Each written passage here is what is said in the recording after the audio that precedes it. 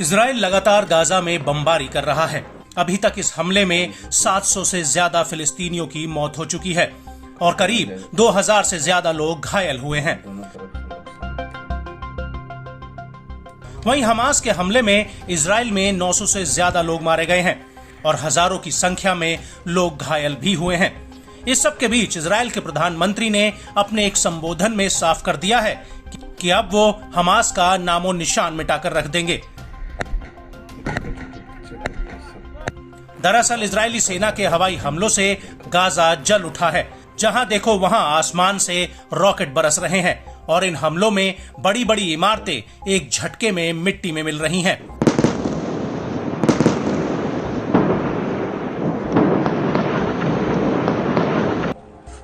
Israel ने Gaza पर संपूर्ण कब्जे का ऐलान किया है और करीब 1 लाख से ज्यादा सैनिक अब गाजा पर चढ़ाई करने की तैयारी में है और यही वजह है इजराइल के प्रधानमंत्री बेंजामिन नेतन्याहू कह रहे हैं कि वो अब हमास से ऐसा बदला लेंगे कि उनकी आने वाली पीढ़ियां भी इसे याद रखेंगी।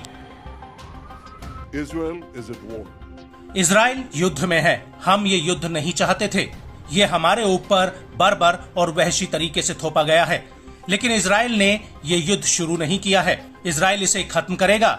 हमास हमारे ऊपर हमला करके ये समझ ले कि उन्होंने एक ऐतिहासिक गलती की है। हम उनसे इसकी कीमत वसूलेंगे जो उन्हें याद रहेगी और इजराइल के दूसरे दुश्मनों की आने वाली पुश्तें इसे याद रखेंगी।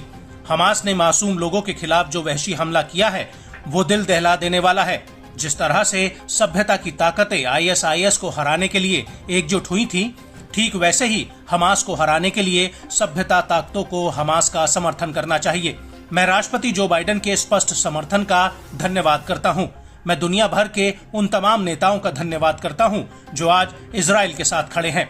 मैं संयुक्त राज्य अमेरिका की कांग्रेस के लोगों का धन्यवाद करता हूं। हमास से लड़ाई में इजराइल सिर्फ अपने लोगों के लिए नहीं लड़ रहा है, बल्कि वो हर देश के लिए लड़ रहा है जो बर्बरता के खिलाफ खड़े हैं। इजराइल ये युद्ध जीतेगा और जब इजराइल की जीत होगी तो ये पूरी दुनिया की सभ्यता की जीत होगी। वहीं हमास पर हमले को लेकर इजरायली डिफेंस फोर्स के प्रवक्ता जोनाथन कॉनरीक्स का भी एक बयान आया है जिसमें उन्होंने भी गाजा पर संपूर्ण कब्जे की बात कही है। ये इजरायली इतिहास का अब तक का सबसे बुरा दिन है। इससे पहले कभी भी एक ही दिन में इतने सारे इजरायली एक ही चीज से नहीं मारे गए। दुश्मन की गतिविधि की तो बात ही छोड़ दे। और यदि आप अमेरिकी हैं तो मैं इसकी तुलना अमेरिकी इतिहास की 9/11 घटना और पर्ल हार्बर से करता हूं। हमने करीब 1 लाख सैनिकों को लामबंद किया है जो फिलहाल दक्षिणी इजराइल में काम को अंजाम देने की तैयारी कर रहे हैं जो इजराइल की सरकार ने IDF को सौंपा है।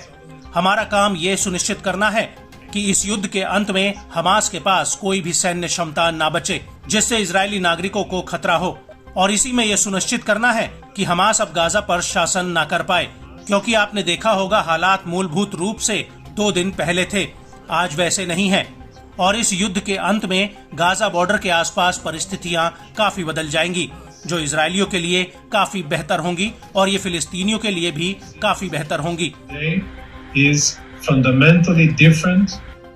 आपको बता दें कि गाजा को चारों तरफ से घेरने के लिए इजराइल ने उसका बिजली, पानी, ईंधन और खाने पीने की चीजों की सप्लाई पूरी तरह से काट दी है और दक्षिणी इजराइल गाजा बॉर्डर पर हजारों की संख्या में